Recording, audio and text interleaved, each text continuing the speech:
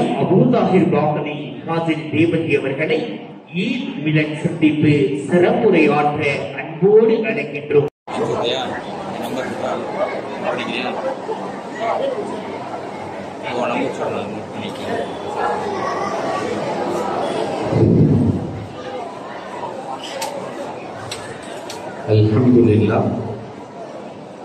Alhamdulillahi Rabbil Alamin wassalatu wassalamu ala sayyidil mursalin wa ala alihi wa ashabihi ajma'in. Qala Allah Ta'ala fil Qur'anil Azim wal Furqanil Majid ba'da a'udhu billahi minash shaitanir rajim. Bismillahir Rahmanir Rahim. Inna hadzal Qur'ana yahdi lillati hi aqwa. وقال النبي صلى الله عليه وسلم لا يؤمن أحدكم حتى يكون هواه تبعا لما جئت به أو كما قال عليه الصلاة والسلام. புகழ் அனைத்தும் அல்லாஹ் ஜல்ல ஷானஹு தஆலாவுக்கே உரித்தாது. சாந்தியும் சமாதானமும் கண்மணி ரசூலுல்லாஹி ஸல்லல்லாஹு அலைஹி வஸல்லம் அவர்களின் மீதும் அவர்களை பின்பற்றிய உத்தம சத்திய சகாபாக்கள், தாபஈன்கள், தபஅத் தாபஈன்கள், சுகதாக்கள், சாலிஹீன்கள், நாதாக்கள், நல்லவர்கள், குறிப்பாக நம் அனைவரின் மீதும் அல்லாஹ்வின் சாந்தியும் சமாதானமும் என்றென்றும் நின்று நிலவட்டுமாகுக. 33 ஆண்டுகளாக மிகச் சிறப்பாக நடைபெற்றுக் கொண்டிருக்கிற பிரெண்ட்ஸ் ஃபெடரேஷன் நடத்துகிற முப்பெரும் விழாவினுடைய தலைவர் உள்ளிட்ட நிர்வாகத்தின் அங்கத்தினர்கள் அத்துணை பேர்களுக்கும் சிறப்பு விருந்தினராய் கலந்து பேருரையாற்ற வருகை தந்திருக்கிற, ஜல்லிக்கட்டு என்று சொன்னாலே இவரைத்தான் எல்லோரும் பார்ப்பார்கள். அற்புதமான சமூக சிந்தனையாளர், திரைப்பட இயக்குனர் ஜனாப் அமீர் சுல்தான் அவர்களையும், இளைஞர் அமைப்பை துவங்கி வைத்து வாழ்த்துறை வழங்க வருகை தந்திருக்கிற முன்னாள் தாம்பரம் காவல்துறை தலைவர் உயர்திரு முனைவர் எம் ரவி IPS அவர்களையும், 100 CCTV தானியங்கி கேமராக்களை துவக்கி வைத்து வாழ்த்துறை நிகழ்த்த வருகை தந்திருக்கிற கரூர் மாவட்ட காவல்துறை கண்காணிப்பாளர் திரு கண்ணியத்திற்கும் மரியாதைக்குரிய சுந்தரவதனம் IPS அவர்களையும், இங்கே வருகை தந்திருக்கிற உலமாக்கள், ஆன்றோர்கள், சான்றோர்கள், தாய்மார்கள், உங்கள் அத்துணை பேர்களையும் மர்ஹபன் அகிலன் வசஹலா என்று ஈத் மிலத் வாழ்த்துக்களை சொல்லி, குல்லாம் அன்தும் பிகைர், இந்த ஆண்டு எப்படி சந்தோஷத்தோடும் திருப்தியோடும் நிம்மதியோடும் இருந்தோமோ இதை போன்று எல்லா ஆண்டுகளும் இருக்க வேண்டும் என்ற வாழ்த்துக்களை சொல்லி, ஒரு சில செய்திகளை உங்களோடு நான் பகிர்ந்து அமர ஆசைப்படுகிறேன். புராதனமான ஊரான பள்ளப்பட்டியில் பல்வேறு சமூக சேவைகளை ஆற்றி வருகிற இந்த பிரெண்ட்ஸ் ஃபெடரேஷன் நிர்வாகத்தின் அங்கத்தினர்களை பாராட்டுகிறோம். அல்லாஹ் ரப்பல் ஆலமீன் இவர்களின் சேவையை கபூல் செய்தருள்வானாக, இவர்களை அல்லாஹ் அங்கீகரித்தருள்வானாக. 30 நாட்களும் நோன்பு நோற்ற அந்த சிறுவர்களை ஊக்கப்படுத்தும் விதமாக இவர்கள் அள்ளித்தந்த பரிசுகள் நாமும் இங்கேயே பிறந்திருக்கலாமோ என்று எண்ண தூண்டுகிறது. அவ்வளவு பரிசுகளை அள்ளி கொடுத்திருக்கிறார்கள். அல்ஹம்துலில்லாஹ். இன்று சமூகத்திற்கு என்ன தேவை என்பதை குறித்து சில செய்திகளை சொல்லி எனக்கு பின்னால் உள்ள பேச்சாளர்களுக்கு வழிவிட்டு அமர நான் ஆசைப்படுகிறேன். 3 செய்திகளை மட்டும் உங்களோடு நான் பகிர்ந்து கொள்வேன். முதலாவது, உறவுகளுக்குள் இருக்கக்கூடிய நெருக்கம் இன்றைக்கு சமூகத்தில் குறைத்துக் கொண்டே வருகிறது. உறவுகள் குறித்து சில செய்திகள், கல்வி குறித்து சில செய்திகள், சமூகம் குறித்து சில செய்திகள், இந்த 3 மட்டும் உங்களோடு நான் பகிர்ந்து அமர ஆசைப்படுகிறேன். அன்பிற்குரியவர்களே, இன்றைக்கு உறவுகளின் நிலை எப்படி இருக்கிறது? நம்மை பெற்றெடுத்த பெற்றோர்கள், பெற்றோர்களை மதிக்கிற அள்ளி கொடுத்த பெற்றோர்களுக்கு கிள்ளி கொடுக்க மனமில்லா பிள்ளைகள் இன்றைக்கு உருவாகி வருகிறார்கள். பெற்றோரை மதித்த காலம் மாறிப்போனது. அன்பிற்குரியவர்களே, எண்ணி பார்க்கிறோம். அறிஞர் அலியுல் கர்ரமல்லாஹு வஜஹ் அழகாக சொல்லுவார்கள். ஒரு தாய் வந்து சொல்லுகிறார், நான் கஷ்டப்பட்டு என் பிள்ளையை வளர்த்தேன், உருவாக்கினேன், ஆளாக்கினேன். கல்யாணத்துக்கு பிறகு என் பிள்ளை என்ன வீட்டை விட்டு வெளியே போன்னு சொல்லிட்டான். நீங்க தான் எப்படியாவது பேசி சேர்த்து வைக்கணும். நான் பெற்றெடுத்த பிள்ளை வீட்டை விட்டு போய் என்று சொல்லிவிட்டான். அந்த அம்மா சொல்லுச்சு, இனிமேல் என்னால சம்பாதிக்க முடியாது. அலி ரலியல்லாஹு தஆலா, இப்னு அப்பாஸ், இந்த இரண்டு பேரும் ஒரு தடவை சொன்னால் 1000 தடவை யோசிக்க வேண்டும். உலகத்தில் எந்த அறிஞர்களும் யோசிக்காத வார்த்தைகளை பயன்படுத்துவார்கள். மகனை அழைத்து அலி ரலியல்லாஹு தஆலா சொன்ன வார்த்தை என்ன தெரியுமா? தம்பி, வயிற்றிலே இடமளித்த அன்னைக்கு உன் வீட்டிலே இடமில்லையா? அவள் வயிற்றிலே இடமளித்தவள்.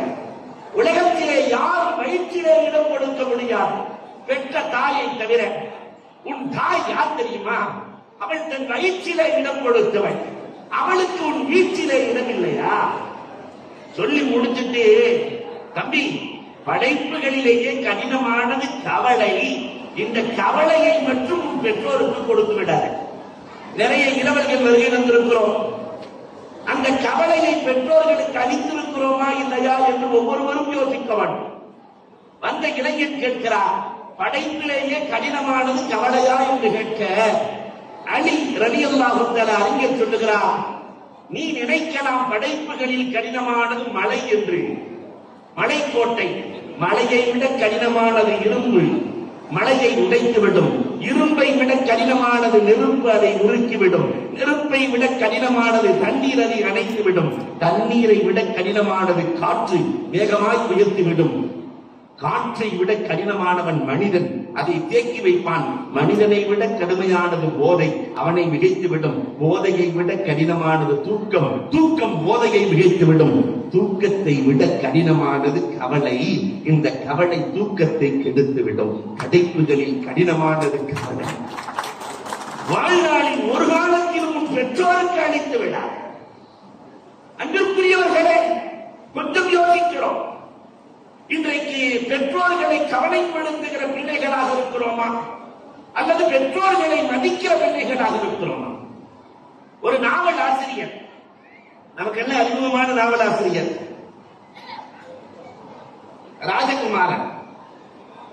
அவர் எந்த ஊரு? ராஜகுமாரன். யாராவது சொல்ல முடியுமா? மேலப்பாளையம். அவர் பெயர் அப்துல் காதர். சம்பாதிப்பார். முதல் மாத சம்பளத்தை அம்மாவிடத்திலே கொடுப்பார். 2வது மாத சம்பளம் அம்மா கையில. அம்மா சொல்லிட்டாங்க, டேய் தம்பி, வாப்பா படிக்க வச்சிருக்கிறாரு, அவர் கையில கொடுறா, நான் வாங்க மாட்டேன். திரும்ப திரும்ப அம்மாட்டே வர்ற.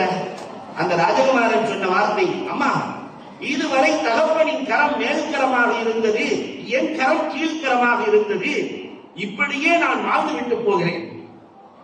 நான் என் தகப்பனின் கரத்தை விட மேலே செல்ல விரும்பவில்லை. என்ன உயரிய சிந்தனை! அவர் கொடுத்து நான் பெற வேண்டும்.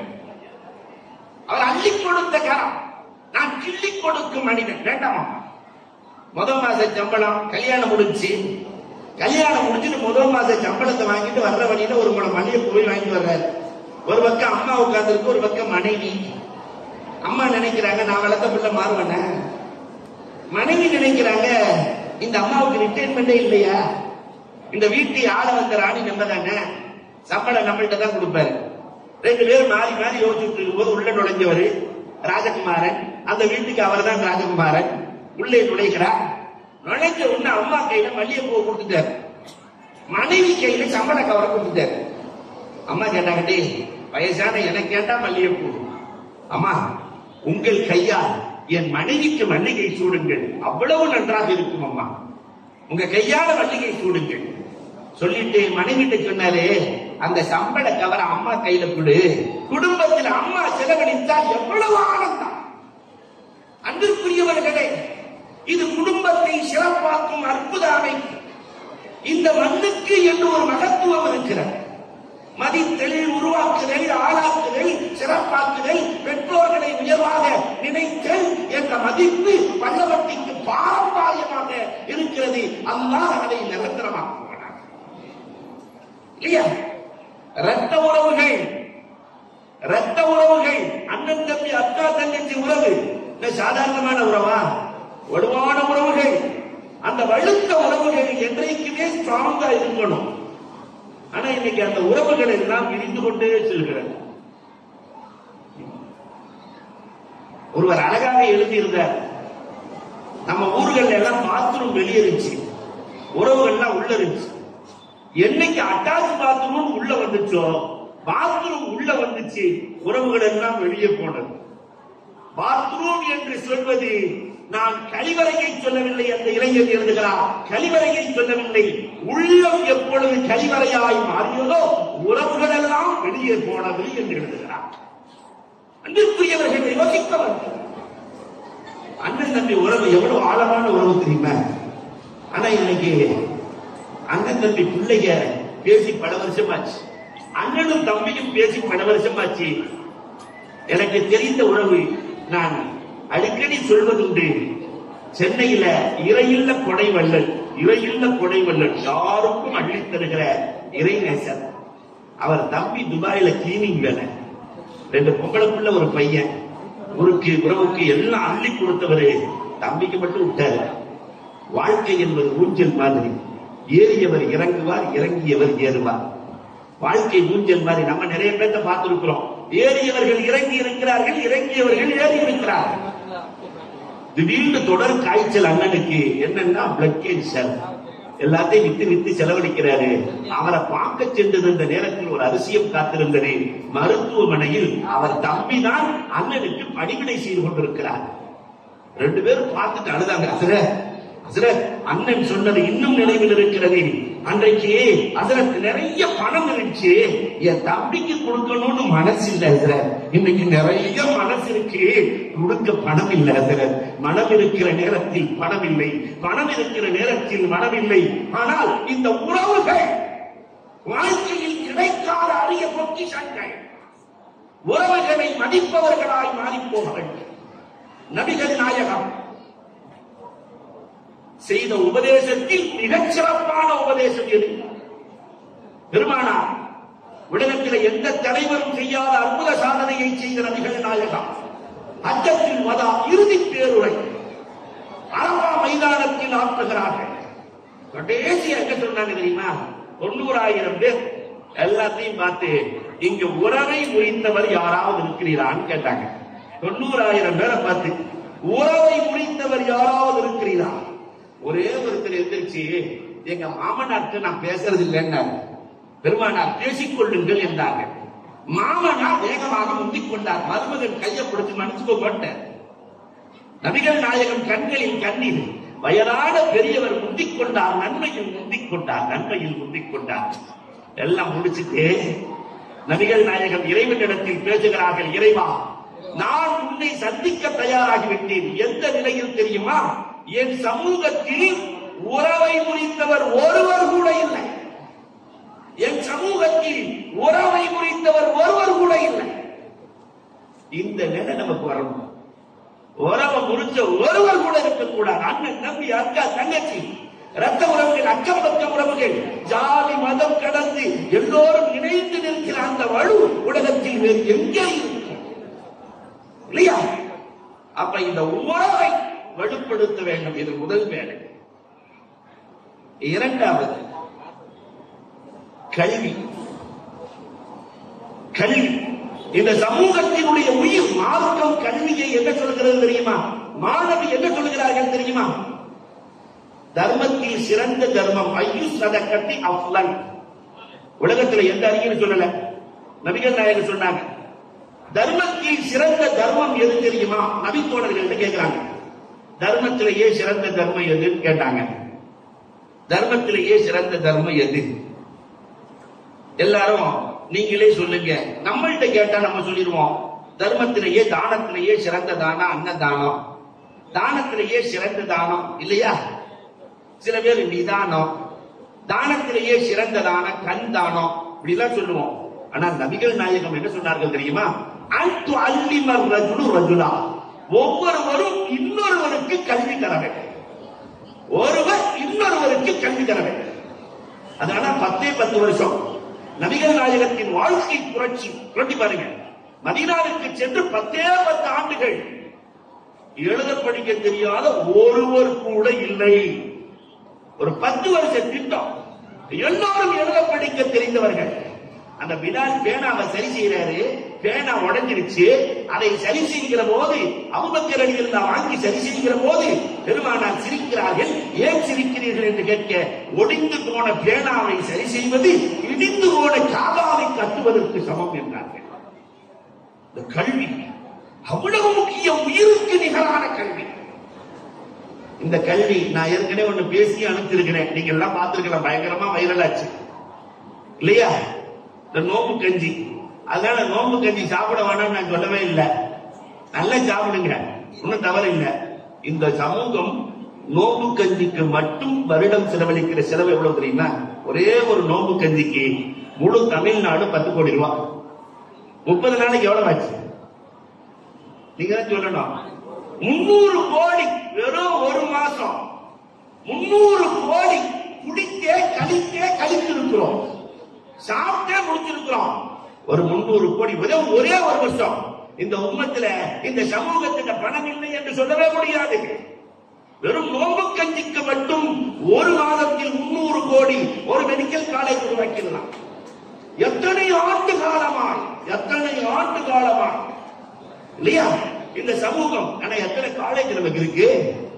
எத்தனை காலேஜ் இருக்குது? பிச்சையில எடுக்கிறோம், வெக்கமா இருக்கு, பிச்சை எடுக்கிறோம். அன்பிற்குரியவர்களே, கேவலமா இருக்கு. ஒரு பல்லவட்டி நினைத்தால், பல்லவட்டியில் இருப்பவர்கள் நினைத்தால் தமிழகத்தில் இருக்கிற எல்லா நகரத்திலும் ஒரு காலேஜ் உருவாக்க முடியும். ஒரு காலேஜ், அது இன்ஜினியரிங்காக இருக்கலாம் அல்லது மருத்துவக் கல்லூரியாக இருக்கலாம். முடியாதது என்பது மனிதனின் வாழ்க்கையில் இல்லவே இல்லை. ஆனா நாம சாதிச்சது என்ன? சாப்பாட்டுல மட்டும்தான். மனம் வருத்தமாக இருக்கு, வருத்தம் அடைக்கும். இனி கடந்த காலம் போகட்டும், இனி வருகிற காலம். எல்லா துறைகளும் அறிந்தவர்கள் நம் சமூகத்தில் இருக்க வேண்டும். எல்லா துறையும். உலகத்திலேயே சிறந்த மீடியா நம்மிடத்தில் இருக்கிறது. வாரம் வெள்ளிக்கிழமை 1/2 மணி நேரத்தில் உலகம் முழுக்க ஒன்று சேர்க்க முடியும். ஒரு பாங்குக்கும் ஒரு காமத்துக்கும் இடையில் உலகத்தை ஒன்று சேர்க்கிற வல்லமையும் ஆற்றலும் தைரியமும் நம்மிடத்தில் இருக்கிறது. ஆனால் இந்த சமூகம் கல்வி இழந்து ஆக அடிமைத்தனமான சமூகமாக வாழ்ந்து கொண்டிருக்கிறது. கடந்த காலம் போகட்டும், இனி வருகிற காலத்தில் எல்லோரும் கல்வியாளர்கள், எல்லோருக்கும் கல்வி. இந்த நபிகள் நாயகம் கொடுத்தது ரொம்ப அழகான கல்வி. என்ன தெரியுமா செஞ்சாங்க ரசூலுல்லாஹ்? கல்விக்கு உயிர் இருக்கிறது என்று சொல்லி, கல்விக்கு உயிரோட்டம். ஒரு மனுஷனுக்கு உயிர் இருக்கணும்னா தலை வேணும், கண்ணு வேணும், காது வேணும், மூக்கு வேணும், வாய் வேணும், கை கால் வேணும், உயிர் வேணும். இதெல்லாம் இருந்தா தானே மனுஷன். அப்ப கல்விக்கு தலை எது தெரியுமா? நபிகள் நாயகம் சொல்றாங்க, ஒரு மனுஷனுக்கு தலை இல்லைன்னா அவனுக்கு என்ன பேரு? என்ன சொல்லுங்களேன்? முண்டம். கண் இல்லைன்னா குருடு, காது இல்ல செவிடு, வாய் பேச முடியல ஊமை, கை கால் நடக்கல ஊனம், முடம். கலைஞர் இது எல்லாத்துக்கும் சேர்த்து ஒரு பேர் வச்சுட்டாரு, மாற்றுத்திறனாளி இல்லையா? அப்ப கல்விக்கும் உருவம் இருக்கிறது. வேறு எதுக்கும் நபிகள் நாயகம் சொல்லல, இதுக்கு மட்டும் சொல்றாங்க கல்விக்கு உருவம் இருக்கிறது. கல்விக்கு தலை என்ன தெரியுமா? பணிவு. பணிவு. என்ன அற்புதமான வார்த்தைகள்! எந்த கல்வியிலே பணிவு இருக்கிறதோ தலை உள்ள கல்வி அங்கே இருக்கிறது என்று பொருள். கல்விக்கு ரொம்ப அவசியம் பணிவு. ஏபிஜே அப்துல் கலாம் சொன்னாங்களா இல்லையா? அந்த பணிவு. மரங்கள் கூட தலை நிமிர்ந்து நிற்கிற போது, தலையை கொடுக்கிற போது தலை நிமிர்ந்து நிற்கிறது. மரம் வெறும் தலையா இருக்கும் போது தலை நிமிர்ந்து நிற்கிறது. அதே மரம் பழத்தை கொடுக்கிற போது பணிந்துதான் கொடுக்கிறது. நான் சிம்லா ஆப்பிள கொடுக்கிறேன், ஆப்பிள் மேல போறது இல்லை. நான் மாம்பழத்தை தரேன்னு சொல்லிட்டு மேல போறது இல்லை. அது பழத்தை கொடுக்கிற போது பணிகிறது. கல்வி கூட கூட, பணம் கூட கூட, பதவி கூட கூட, அறிவு கூட கூட, பணிவு வந்துவிட வேண்டும். பணிவோடு உள்ள கல்விக்கு நிகழ் உலகத்தில் எதுவுமே இல்லையா? அந்த கல்விக்கு ஒருவன் கஷ்டப்பட்டு விட்டால் வாழ்க்கையில் எப்பொழுதும் அவன் தோற்பதில்லை. பள்ளிக்கூடத்துக்கு போறதுக்கு கசாப் கடைக்கு போற மாதிரி தான் இருக்கும், கஷ்டமா தான் இருக்கும். ஆடு கசாப் கடைக்கு போன மாதிரி தான் இருக்கும்.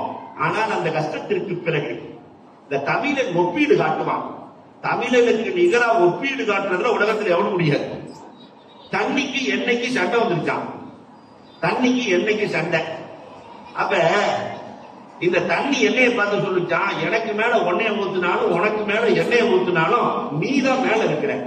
தண்ணிக்கு மேல எண்ணெயை ஊத்தி பாருங்க, எண்ணெய்க்கு மேல தண்ணியை ஊத்தி பாருங்க, எதை மேல இருக்கும்? எண்ணெய் தான் மேல இருக்கும். அப்ப இந்த எண்ணெய் சொல்லிச்சா, நான் மேல இருக்கிறத மட்டும் நீ பாக்குற, ஆனா நான் தேங்காயா இருந்தேன். என்ன சூரியன்ல போட்டு கொப்பரையா மாத்தினான், கடுங்கஷ்டப்படுத்தினான். அப்புறம் செக்கில போட்டு ஆறாரன்னு அரைச்சான் இல்லையா? அப்புறம் புளி புளிட்டு புளிஞ்சான். அத்தனைக்கும் நான் விட்டுக் கொடுத்ததால் இன்றைக்கு மேலே இருக்கிறேன். அத்தனைக்கும் விட்டுக் கொடுத்தவர், கல்வியிலே விட்டுக் கொடுத்தவர்கள் ஆக உயரத்தில் இருக்கிறார்கள். கல்விக்கு தலை பணிவு, கல்விக்கு கண். அல்லாஹு அக்பர். கல்விக்கு கண் பொறாமையை விடுதல், கல்விக்கு நாவு உண்மையை பேசுதல், கல்விக்கு காது சரியாக விளங்குதல். அது என்ன சரியா விளங்கணும்? ஒரு கல்வியாளன் எப்பயுமே ரொம்ப சரியா விளங்கணும். இந்த உலகம் அதிசயமானது என்பதை விளங்க வேண்டும். இந்த உலகத்தை விளங்கினவன் தான் அறிவாளி. இந்த உலகம் ரொம்ப அதிசயமானது. ஒரு 10-15 இளைஞர்கள் பள்ளப்பட்டியிலிருந்து கிளம்பி சென்னைக்கு போறாங்கன்னு வச்சுக்கோமே. நல்ல பஸ், பர்வீன் பஸ்ல டிக்கெட் எடுத்து சென்னைக்கு போயிட்டு இருக்கிறாங்க. போற வழியில டீ குடிக்கலான்னு விழுப்புரத்துக்கு பக்கத்துல இடைநிறுத்தம். டீ குடிச்சுட்டு இருக்கும் போதே பஸ் கிளம்பிடுச்சு.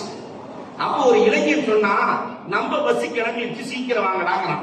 இதை வாங்கியிருக்கிற டிக்கெட் 1000 ரூபாய், 1.5 கோடி ரூபாய் பஸ் நம்ம பஸ் கிளம்பிடுச்சுங்கிறான். அவன் பஸ், நம்ம பஸ் கிளம்பிடுச்சு, சீக்கிரம் வாங்க. இவர் பஸ், அந்த டிக்கெட் இருக்கிற வரை இவர் பஸ், டிக்கெட் இருக்கிற வரை. அதே மாதிரி தான் உயிர், ரூஹ் என்ற உயிர் என்ற டிக்கெட் இருக்கிற வரை, என் வீடு, என் கடை, என் பங்களா, என் கார், என் மனைவி, என் மக்கள், இந்த உயிர் போயிடுச்சுன்னு சொன்னா இவன் போட்ட ஆடையை இவனால் கலட்ட முடியாது, இவன் போட்ட செருப்பை இவனால் கலட்ட முடியாது. இதுதான் உலகம், இதுதான் உலகம். உலகத்தை புரிந்து வாழ்வது ஒரு முறை, அர்த்தத்தோடு வாழ்ந்து வரைப்பவன் தான் சிறந்தவன். வாழ்வது ஒரு முறை. மூத்தாயி இறந்து திருப்பி உயிரா வந்தவங்க யாரும் இருக்காங்களா இல்லையா? கொரோனாவுக்கு முன்னாடி நீங்க பாருங்களேன், ஹஜ்ரத் எப்படி இருக்கீங்கன்னு கேட்டாலாம், இப்ப கொரோனாவுக்கு பின்னாடி ஹஜ்ரத் இருக்கீங்களான்னு கேட்கிறாங்க. போன் வந்தாலும் இருக்கிறீங்களான்னு கேட்கிறாங்க. அதனால வாழ்வது ஒரு முறை. அந்த ஒரு முறையும் கல்வியோடு, கல்வியின் தேடலோடு வாழ வேண்டும். உலகத்துல சம்பாதிக்கலாம், ஆசைப்படலாம், தவறில்லை. ஆனால் பேராசை மிகப்பெரிய பொருள். ஆசைப்படுறது தவறில்லை, பேராசை. நான் சொல்றது உண்டு, ஆசைக்கும் பேராசைக்கும் நிறைய வித்தியாசம் இருக்கு. உதாரணம் சொன்னா புரியும். பொதுவாகவே இந்த நாய் வளர்க்கிற பழக்கம் இருக்கும் இல்லையா? பங்களாவில் நாய் வளர்க்கிறாங்க. அந்த நாய் அப்படி எட்டி பார்த்துட்டு இருக்கு. தெருவில் போன ஒரு சொறி நாய் அந்த நாய்கிட்ட நலம் விசாரிச்சான், நீ எப்படி இருக்கேன்னு. பங்களாவில் நான் சந்தோஷமா இருக்கிறேன், பால் கொடுக்குறாங்க, எனக்கு காய்ச்சல் வந்துருச்சுன்னு சொன்னா வெட்டரி டாக்டர் வருவாரு, ஒரு 5 வருஷம் படிச்சுட்டு ஊசி போடுவாரு, நல்லா இருக்கிறேன், சந்தோஷமா இருக்கிறேன். அந்த தெரு நாய் சொறி நாய் சொல்லுச்சு, என்ன சந்தோஷமா இருக்கிறேன், நான் நினைச்சா பீச்சுக்கு போக வேணாலும் போக முடியுமா, நான் நினைச்சா மீன் மார்க்கெட் போக வேணாலும் போக முடியுமா, நான் நினைச்ச இடத்துக்கெல்லாம் போக வேணாலும் போக முடியுமா, வெளியே வா, ரெஸ்ட்ரிக்ட் பண்ணு, வெளியே வா. அப்ப இந்த பங்களா நாய் சொல்லிச்சா, 1 வாரம் பொறுங்க, நான் வந்துடுறேன், 1 வாரம் பொறுங்க வந்துடுறேன். வெளியே வர்றதுக்கு எதுக்கு 1 வாரம்? இல்ல, நேற்று தான் எஜமானனும் எஜமானி அம்மாவும் பேசிட்டு இருந்தாங்க. எஜமானி அம்மா சொன்னாங்க, நம்ம பிள்ளைக்கு கல்யாண வயசு வந்துருச்சு, பக்கத்து தெருவில் ஒரு பாய் இருக்கிறாரு, அவருக்கு கல்யாணம் பண்ணி கொடுத்துடலான்னு அந்த அம்மா சொன்னோன்னு வந்துச்சே கோவ எஜமானுக்கு. யாருக்கு? அந்த பாய்க்கா? நான் வளர்க்கிற நாய்க்கு என் பிள்ளை கொடுத்தாலும் கொடுப்பேன். தவிர அந்த பாய்க்கு நாய் சொல்லிச்சா, பிள்ளை அழகான பிள்ளை கொடுத்தாலும் கொடுத்துருவாங்க, 1 வாரம் பொறுக்கலாம், கொடுத்தாலும் கொடுத்துருவாங்க. அந்த அம்மா நினைத்தது ஆசை, பக்கத்து தெருவில் கொடுக்கலாம்னு நினைச்சது ஆசை. அந்த நாய் நினைச்சது பேராசை. கிடைக்குமா? இதை போன்றுதான் சமூகத்தில், உலகத்தின் மீது பேராசை. அதை இமாம் கசாலி அழகா சொல்லுவாரு. இந்த பேராசைக்காரன் இருக்கிறானே கல்வி ஜல்லா, கசாப் கடைக்கு அருகில் இருக்கிற நாய்க்கு சமம் என்கிறார். இந்த கசாப் கடை நாய் இருக்க இல்லையா, பக்கத்துல நிக்கும் போது கசாப் கடை காதர் பாய் அரைக்கிலோ அறுக்கும் போது நாய் நினைக்குமா நமக்கு தான் பாய் அறுக்கிறாரு, எவனா வாங்கிட்டு போயிருவான். பெரிய துண்டா 2 கிலோ அறுக்கும் போது பரவாயில்லையே நாக்கு பெருசா போடுவான், இன்னொரு செஞ்சுட்டு போயிருவான் இல்லையா. இது போன்றுதான் பேராசை பெருநஷ்டம். அதனால உலகத்தை புரிந்து கொண்டு உலகத்தில் உயிராயிருப்பது கல்வி. ஒரு மனிதனுக்கு கல்வி கிடைத்து விட்டால் ஒழுக்கம், தன்னம்பிக்கை, உயர்வு எல்லாம் கிடைத்துவிடும். அதிலே முனைப்போடு செயல்படுபவர்களாய் மாற வேண்டும். அல்லாஹ் கபூல் செய்வானாக. நிறைவான ஒரு செய்தி, சமூக அக்கறை இன்றைக்கு குறைந்து கொண்டே வருகிறது. சுயநலம் எப்பொழுது பெருகுமோ சமூகத்தின் மீது உண்டான அக்கறை குறையும். சமூக அக்கறையின் வெளிப்பாடுதான் இது போன்ற சங்கங்கள், சபைகள். ஒரே ஒரு வரலாறு சொல்லுவேன், நபிகள் நாயகத்தின் வரலாறு. நபிகள் நாயகத்தின் காலத்தில் அஹ்னப் அப்படின்னு ஒரு இளைஞர் இருந்தார். அஹ்னப் 18 வயசு இளைஞர், பசராவிலே வாழ்வார். நபிகள் நாயகத்தை சந்திக்கல. ஆனா யாரெல்லாம் வர்றாங்களோ அவங்களெல்லாம் முடிஞ்சு அனுப்பிட்டே இருப்பாரு. நீங்க போய் நாயகத்தை பாருங்க அனுப்பிட்டே இருப்பாரு. அவர் சந்திக்கவே இல்லை. நபிகள் நாயகமும் இறந்து போய் வஃபாத் ஆகிவிட்டார்கள். உமர் ரலியல்லாஹு சொல்லிட்டு மௌத்தானாங்களாம். பசராவில இருந்து அஹ்னப்னு ஒருத்தர் வருவாரு, வந்தா உமரே அவரை புடிச்சு வச்சுக்கங்க. உமர் ரலியல்லாஹு தஆலா ஹஜ்ஜின் நேரத்தில் யாரெல்லாம் பசராவிலிருந்து வருகிறார்களோ அஹ்னப் இருக்கிறாரா தேடி கண்டுபிடித்து விட்டாங்க. தேடி பிடித்து விட்டார்கள். அஹ்னப் கிடைத்து விட்டார். ஒரு வருடம் உமர் ரலியல்லாஹு தஆலா அஹ்னப்பை தன் கட்டுப்பாட்டில் வைத்திருக்கிறார்கள். ஒரு வருஷம். ஒரு வருஷத்துக்கு முன்னாடி வீட்டுக்கு போறீங்களான்னு கேட்டாங்க. வீட்டுக்கு போறீங்களா, போக ஆசை இருக்காதா, மனைவி மக்கள் எல்லாம் இருக்கிறார்கள், நான் போயிட்டு வர்றேன், உங்க வீட்டுக்கு என்ன தேவை கேளுங்கள், வாங்கி தருகிறேன். நாட்டின் ஜனாதிபதி சொல்றாரு, வீட்டுக்கு என்ன தேவை கேளுங்க, நான் வாங்கி தர்றேன். அப்ப அந்த இளைஞர் சொன்ன வார்த்தை என்ன தெரியுமா? உமர் அவர்களே, உங்கள் ஆட்சியில் தான் ரோமாபுரி வெற்றி கொள்ளப்பட்டது, ஈஜிப்ட் மிஸ்ர் வெற்றி கொள்ளப்பட்டது, சிரியா வெற்றி கொள்ளப்பட்டது.